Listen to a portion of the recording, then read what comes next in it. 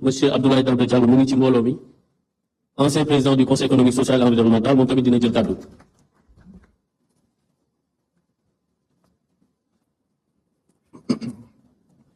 Je vous remercie.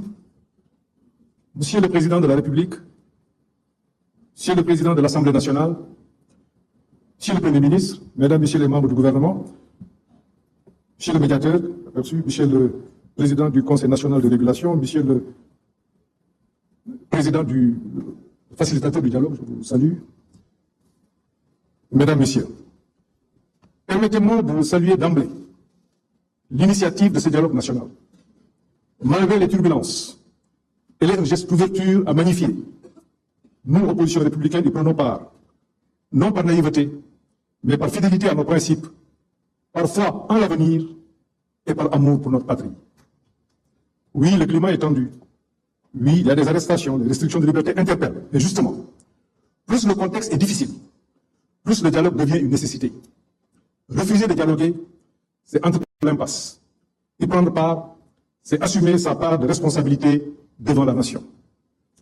Ce dialogue s'organise autour de 3 axes que nous partageons. Le premier est celui des libertés publiques. Mais que veut une démocratie où on arrête des opposants, où des journalistes, des chroniqueurs sont convoqués, parfois détenus pour avoir fait le travail. Nous appelons à un pacte national de pacification politique fondé sur la libération des détenus politiques, l'indépendance des médias et des procédures judiciaires perçues comme justes et impartiales. Le second axe porte sur le système électoral. Donnons réalité au statut de l'opposition et de son chef, donnons à la Sénat les moyens et l'indépendance qui s'imposent, et sur l'inscription des jeunes, l'inscription automatique des jeunes majeurs au fichier électoral, nous estimons qu'une telle réforme, aux implications profondes, doit faire l'objet de consensus forts. Le troisième axe est la refonte institutionnelle. Il est temps de rendre nos institutions plus légitimes. Cela suppose de renforcer une proposition, la proportionnelle dans l'élection des députés, et ou d'introduire un second tour dans le scrutin majoritaire.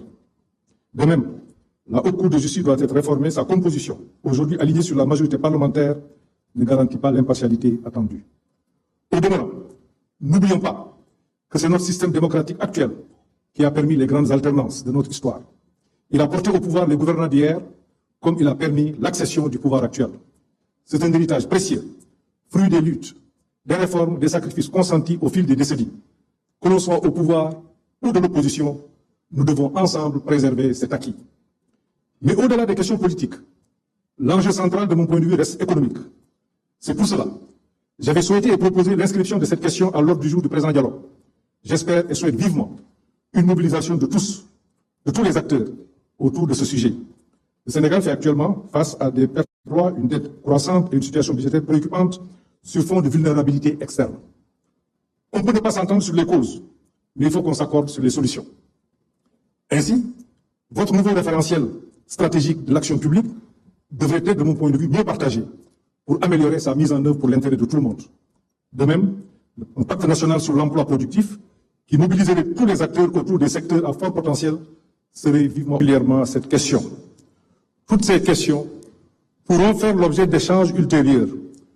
Toutefois, permettez-moi de noter qu'il va être difficile de faire fonctionner un levier, quel qu'il soit, dans un climat d'instabilité politique et sociale, au surplus dans un environnement international instable.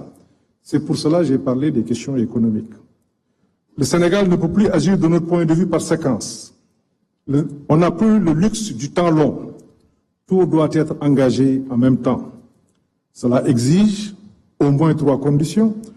Une administration remobilisée et prête à se dépasser, le président Niasse en a parlé tout à l'heure. L'adhésion de la grande majorité est indispensable de la population. Il faut parler à l'âme de la nation, consolider le lien social, apaiser les tensions. Il faut qu'on se parle en toute sincérité. Et sur le plan international, nous devons renforcer nos partenariats dans un esprit de dignité, de confiance et d'efficacité. Sur le plan social, je salue la signature du pacte de stabilité qui a été important, mais allons plus loin avec une conférence sociale nationale. Enfin, je terminerai par la reddition des comptes. Aujourd'hui, nous traversons une séquence marquée par des révélations, audits, erreurs, exposés, pratiques, dénoncées. Tout cela peut être vrai. Mais l'histoire récente nous montre que ces vagues émotionnelles sont cycliques. À chaque alternance, scandale, sanction, oubli, et on recommence.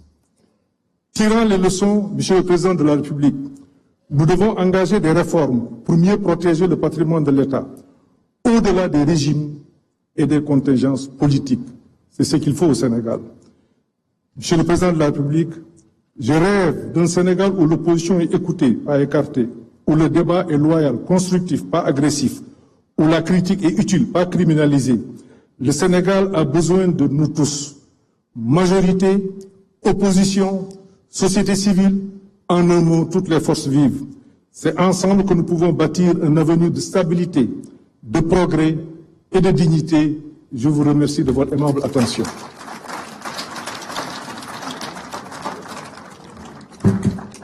Merci beaucoup, M. Amadouba, ancien